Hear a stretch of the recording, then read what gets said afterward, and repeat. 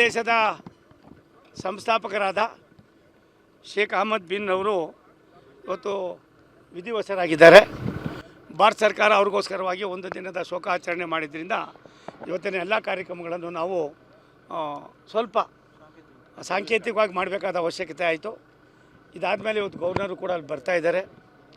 ಅವರು ಮತ್ತು ಕತಾರ್ಗೂ ಮತ್ತು ಭಾರತ ದೇಶಕ್ಕೂ ಒಂದು ಅವಿನಾಭಾವ ಸಂಬಂಧ. ನಮ್ಮೆಲ್ಲರ ನೆಚ್ಚಿನ ಪ್ರಧಾನಮಂತ್ರಿ ನರೇಂದ್ರ ಮೋದಿಯವರು ಕತಾರ್ ದೇಶಕ್ಕೆ ಪ್ರಧಾನಿಗಳಾಗಿ ಸಾಕಷ್ಟು ಬಾರಿ ಹೋಗಿದ್ದಾರೆ. ನಾವೆಲ್ಲರೂ ಕೂಡ ಅಲ್ಲಿ ಹೋಗಿ ಬಂದಿದ್ದೇವೆ.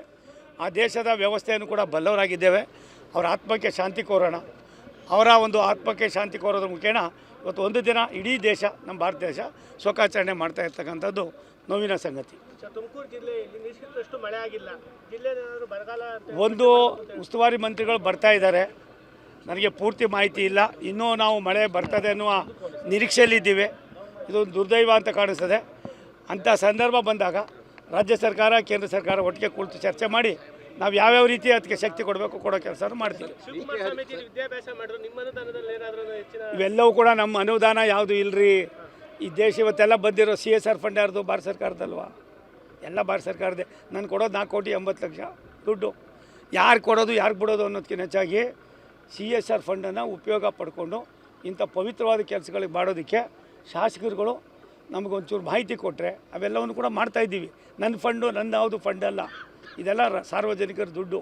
ಇದು ಸಾರ್ವಜನಿಕರ ದುಡ್ಡು. ಇದನ್ನು ಮಾಡ್ತಾಯಿರ್ತೀವಿ. ಅದಕ್ಕೋಸ್ಕರವಾಗಿ ಅಲ್ಲೊಂದು ಇಲ್ಲೊಂದು ಅನ್ನೋದಕ್ಕಿಂತ ಹೆಚ್ಚಾಗಿ ನಾನು ಇವಾಗ ತುಂಬಾಡಿಲಿ ಹೋದೆ. 1,000 ಹೆಣ್ಮಕ್ಳಿದ್ರು, 1 ಕೋಟಿ ರೂಪಾಯಿ ಅಲ್ಲೇ ಕೊಟ್ಬಿಟ್ಟೆ. ಹಾಗಾಗಿ ಆದ್ದರಿಂದ ಒಂದು ನಿಮಿಷ ಅದಕ್ಕೋಸ್ಕರ ಇವೆಲ್ಲ ಒತ್ತು ಕೊಡ್ತಾ ಇರೋದು. 2 ವರ್ಷದಲ್ಲಿ ಯಾರ್ಯಾರು ಪುಣ್ಯಾತ್ಮರಿದ್ರು ಅವರೆಲ್ಲ ಸ್ಥಳಗಳನ್ನು ಕೈಗೆತ್ಕೊಂಡಿದ್ದೀವಿ. ನನಗನ್ನಿಸ್ತದೆ ಇಂಥ ಪುಣ್ಯಾತ್ಮರ ಸೇವೆಯನ್ನು ಮುಂದಿನ ಪೀಳಿಗೆ ಪರಿಚಯ ಮಾಡೋದಕ್ಕೆ ಸುರೇಶ್ ಗೌಡ್ರ ಕ್ಷೇತ್ರ ಇರ್ಬೋದು, ತುಮಕೂರು ಲೋಕಸಭಾ ವ್ಯಾಪ್ತಿಯಲ್ಲಿ ಎಲ್ಲೆಲ್ಲಿದೆ ಅವೆಲ್ಲವನ್ನು ಕೂಡ ಮಾಡ್ತೀವಿ. ಮಧುಗಿರಿ ಪಾವಗಡ ಎರಡೂ ಕೂಡ ಈಗಾಗಲೇ ಒಂದು ಹಂತಕ್ಕೆ ತಂದಿದ್ದೇವೆ. ನೀವು ಪದೇ ಹೇಳ್ತಾಯಿದ್ರಿ. 2027 ಡಿಸೆಂಬರ್ ಒಳಗಡೆ ಆ ಲೈನನ್ನು ನಾವು ಲೋಕಾರ್ಪಣೆ ಮಾಡ್ತೀವಿ. ಬರೋಲ್ರ ನಿಮ್ಮಲ್ಲಿ? ದೇಶದ ಸಂಸ್ಥಾಪಕರಾದ ಶೇಖ್ ಅಹಮದ್ ಬಿನ್ ಅವರು ಇವತ್ತು ವಿಧಿವಶರಾಗಿದ್ದಾರೆ. ಭಾರತ ಸರ್ಕಾರ ಅವ್ರಿಗೋಸ್ಕರವಾಗಿ ಒಂದು ದಿನದ ಶೋಕಾಚರಣೆ ಮಾಡಿದ್ರಿಂದ ಇವತ್ತಿನ ಎಲ್ಲ ಕಾರ್ಯಕ್ರಮಗಳನ್ನು ನಾವು ಸ್ವಲ್ಪ ಸಾಂಕೇತಿಕವಾಗಿ ಮಾಡಬೇಕಾದ ಅವಶ್ಯಕತೆ ಆಯಿತು. ಇದಾದಮೇಲೆ ಇವತ್ತು ಗವರ್ನರು ಕೂಡ ಅಲ್ಲಿ ಬರ್ತಾಯಿದ್ದಾರೆ. ಅವರು ಮತ್ತು ಕತಾರ್ಗೂ ಮತ್ತು ಭಾರತ ದೇಶಕ್ಕೂ ಒಂದು ಅವಿನಾಭಾವ ಸಂಬಂಧ. ನಮ್ಮೆಲ್ಲರ ನೆಚ್ಚಿನ ಪ್ರಧಾನಮಂತ್ರಿ ನರೇಂದ್ರ ಮೋದಿಯವರು ಕತಾರ್ ದೇಶಕ್ಕೆ ಪ್ರಧಾನಿಗಳಾಗಿ ಸಾಕಷ್ಟು ಬಾರಿ ಹೋಗಿದ್ದಾರೆ. ನಾವೆಲ್ಲರೂ ಕೂಡ ಅಲ್ಲಿ ಹೋಗಿ ಬಂದಿದ್ದೇವೆ. ಆ ದೇಶದ ವ್ಯವಸ್ಥೆಯನ್ನು ಕೂಡ ಬಲ್ಲವರಾಗಿದ್ದೇವೆ. ಅವರ ಆತ್ಮಕ್ಕೆ ಶಾಂತಿ ಕೋರೋಣ.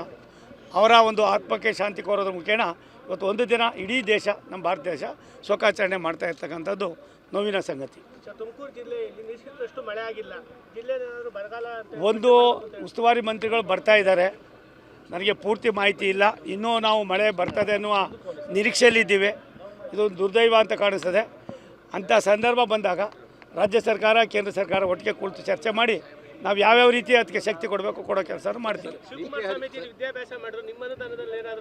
ಇವೆಲ್ಲವೂ ಕೂಡ ನಮ್ಮ ಅನುದಾನ ಯಾವುದು ಇಲ್ಲರಿ.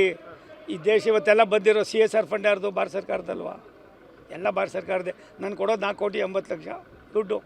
ಯಾರು ಕೊಡೋದು ಯಾರು ಬಿಡೋದು ಅನ್ನೋದಕ್ಕಿಂತ ಹೆಚ್ಚಾಗಿ CSR ಫಂಡನ್ನು ಉಪಯೋಗ ಪಡ್ಕೊಂಡು ಇಂಥ ಪವಿತ್ರವಾದ ಕೆಲಸಗಳಿಗೆ ಮಾಡೋದಕ್ಕೆ ಶಾಸಕರುಗಳು ನಮಗೊಂಚೂರು ಮಾಹಿತಿ ಕೊಟ್ಟರೆ ಅವೆಲ್ಲವನ್ನು ಕೂಡ ಮಾಡ್ತಾಯಿದ್ದೀವಿ. ನನ್ನ ಫಂಡು ನನ್ನ ಯಾವುದು ಫಂಡ್ ಅಲ್ಲ, ಇದೆಲ್ಲ ಸಾರ್ವಜನಿಕರ ದುಡ್ಡು. ಇದು ಸಾರ್ವಜನಿಕರ ದುಡ್ಡು. ಇದನ್ನು ಮಾಡ್ತಾಯಿರ್ತೀವಿ. ಅದಕ್ಕೋಸ್ಕರವಾಗಿ ಅಲ್ಲೊಂದು ಇಲ್ಲೊಂದು ಅನ್ನೋದಕ್ಕಿಂತ ಹೆಚ್ಚಾಗಿ ನಾನು ಇವಾಗ ತುಂಬಾಡಿಲಿ ಹೋದೆ. 1,000 ಹೆಣ್ಮಕ್ಳಿದ್ರು, 1 ಕೋಟಿ ರೂಪಾಯಿ ಅಲ್ಲೇ ಕೊಟ್ಬಿಟ್ಟೆ. ಹಾಗಾಗಿ ಆದ್ದರಿಂದ ಒಂದು ನಿಮಿಷ ಅದಕ್ಕೋಸ್ಕರ ಇವೆಲ್ಲ ಒತ್ತು ಕೊಡ್ತಾ ಇರೋದು. 2 ವರ್ಷದಲ್ಲಿ ಯಾರ್ಯಾರು ಪುಣ್ಯಾತ್ಮರಿದ್ರು ಅವರೆಲ್ಲ ಸ್ಥಳಗಳನ್ನು ಕೈಗೆತ್ಕೊಂಡಿದ್ದೀವಿ.